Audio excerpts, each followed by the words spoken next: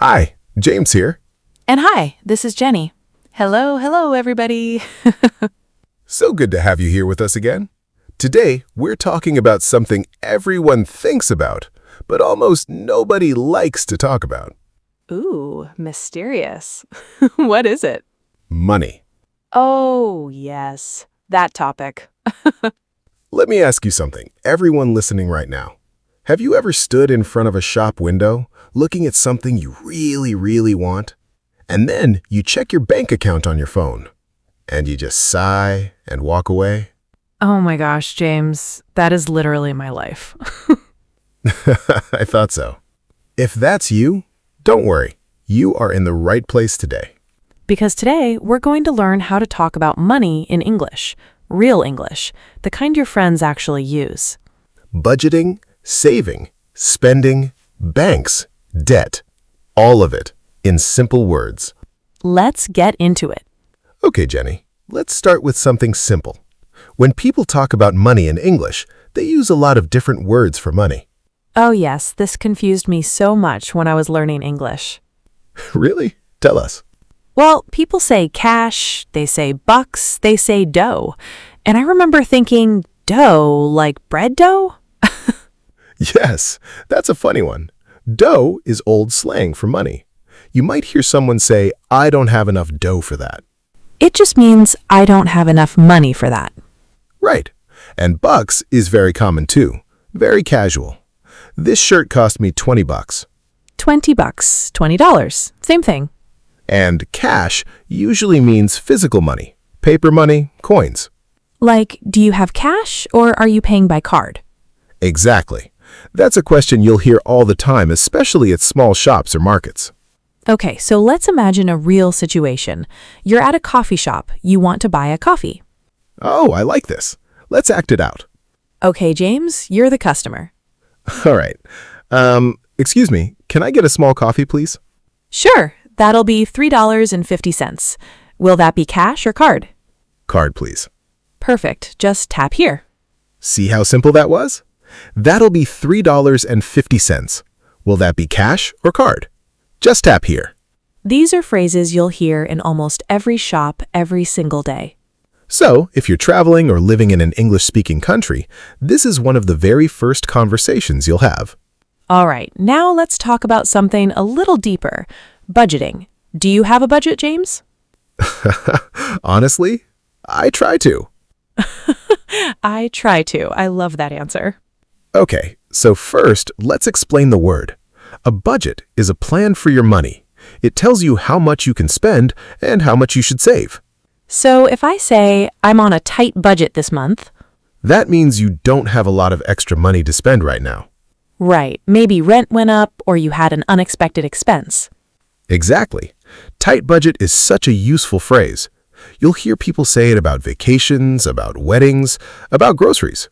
We're on a tight budget for the wedding, so we're keeping the guest list small. Perfect example. Now, here's a question for you, James. What do you do when you really want something, but it's not in your budget?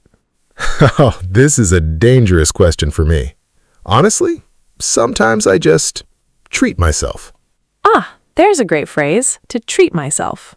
Yes, to treat yourself means to buy something nice for yourself, usually as a small reward. Like, it's been a hard week, so I'm going to treat myself to a nice dinner. Exactly. It doesn't have to be expensive.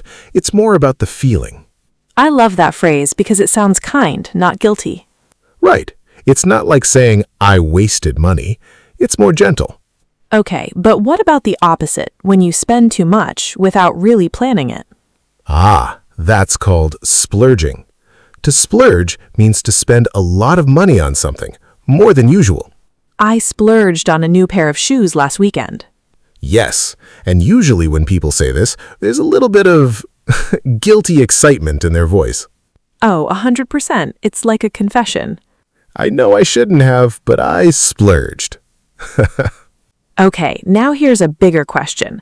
What happens when someone spends too much again and again and they run out of money completely? Well, in English, we have a very common word for that. Broke. I'm broke means I have no money right now. It's very casual, very common. You'll hear it constantly among friends.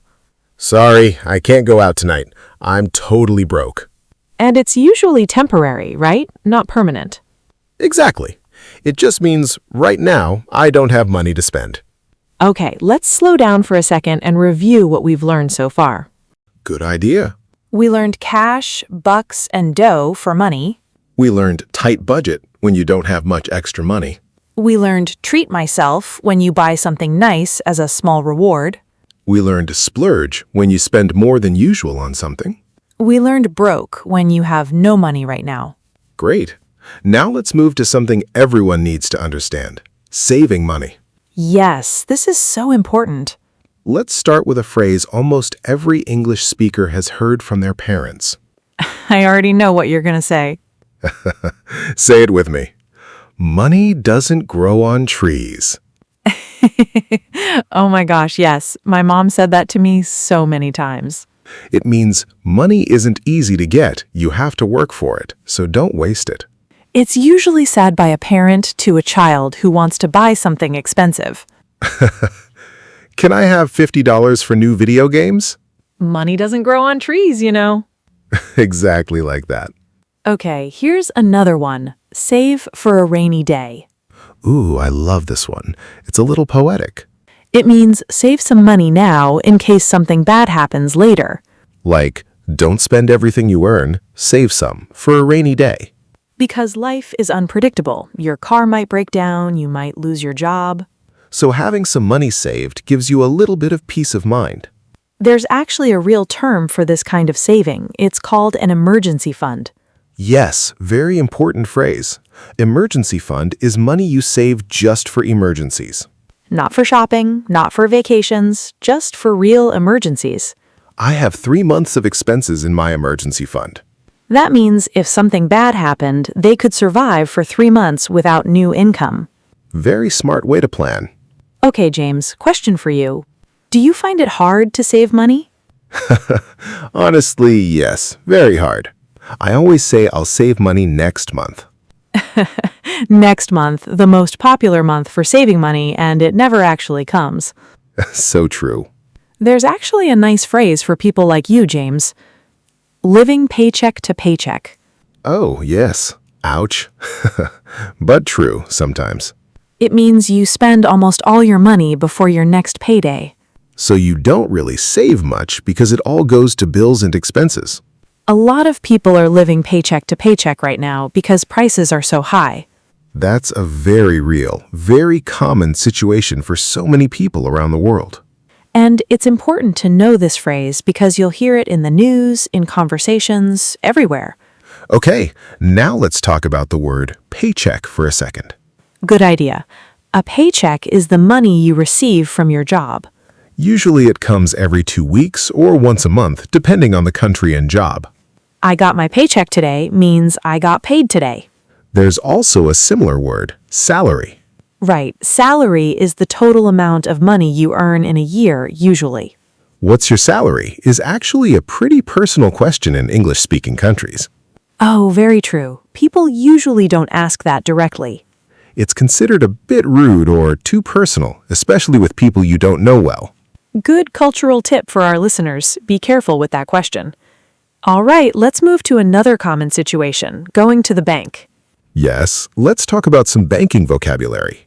First, the basics. A bank account is where you keep your money.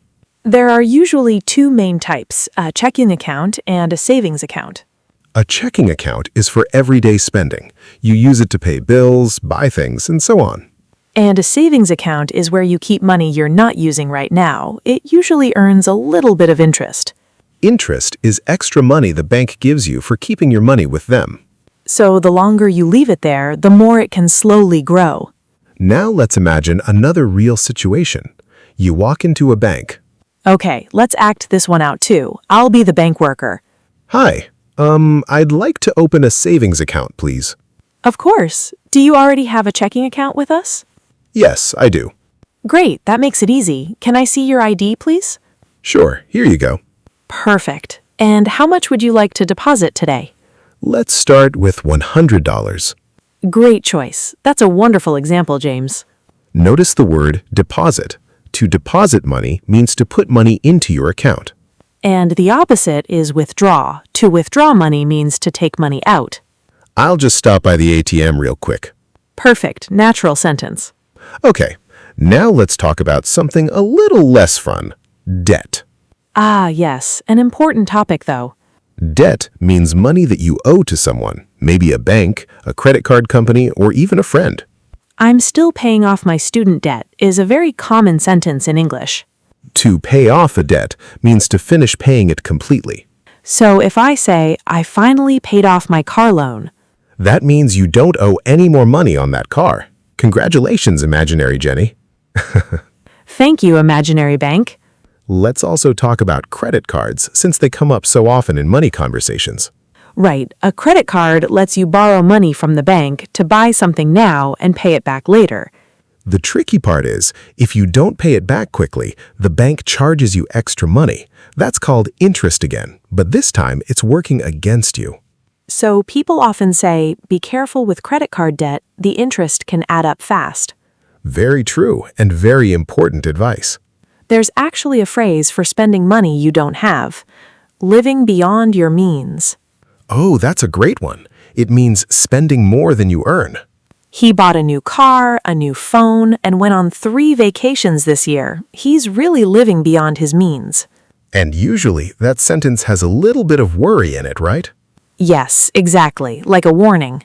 Now let's flip it around. What's the phrase for someone who is careful with money? Oh, easy, frugal. Yes, frugal means careful with spending, not wasting money. My grandmother was always so frugal, she never wasted a single dollar. It's usually a positive word. It shows respect for someone who manages money well.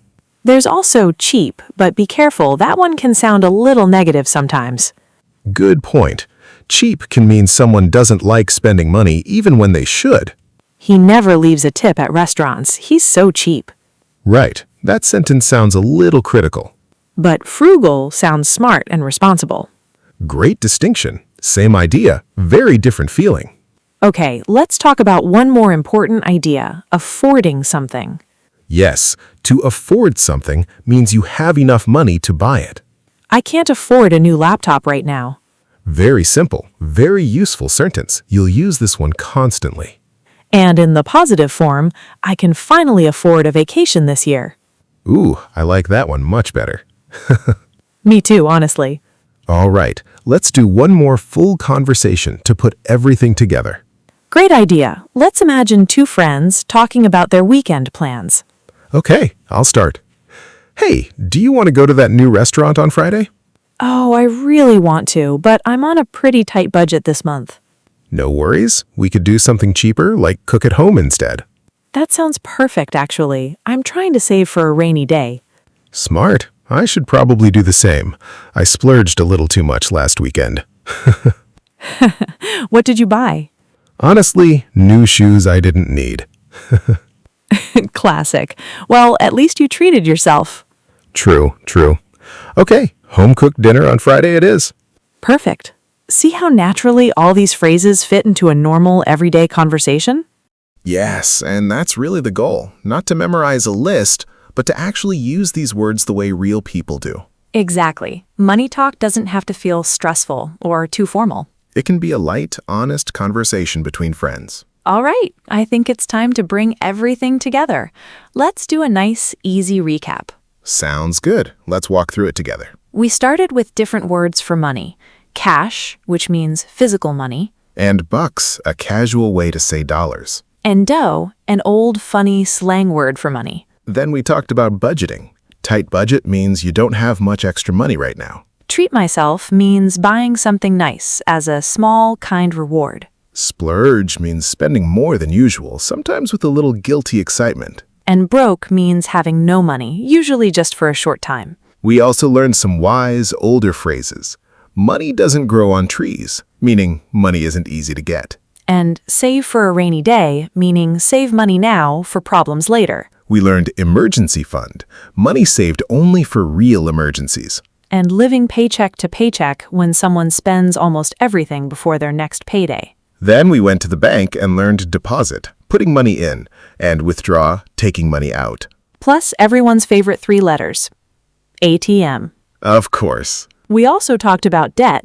Pay off a debt means to finish paying it completely. Living beyond your means means spending more money than you actually earn. And finally, frugal, someone who's careful and wise with their money. Versus cheap, which can sound a little more negative. And, of course, afford, having enough money to buy something. Wow, that's actually a lot of great phrases for one episode. It really is, but don't worry if you didn't catch everything the first time. You can always listen again and write the new phrases down in a notebook. That's actually the best way to remember them. Write them, then try to use them in your own sentences. So, if there's one big idea to take away from today's episode, it's this.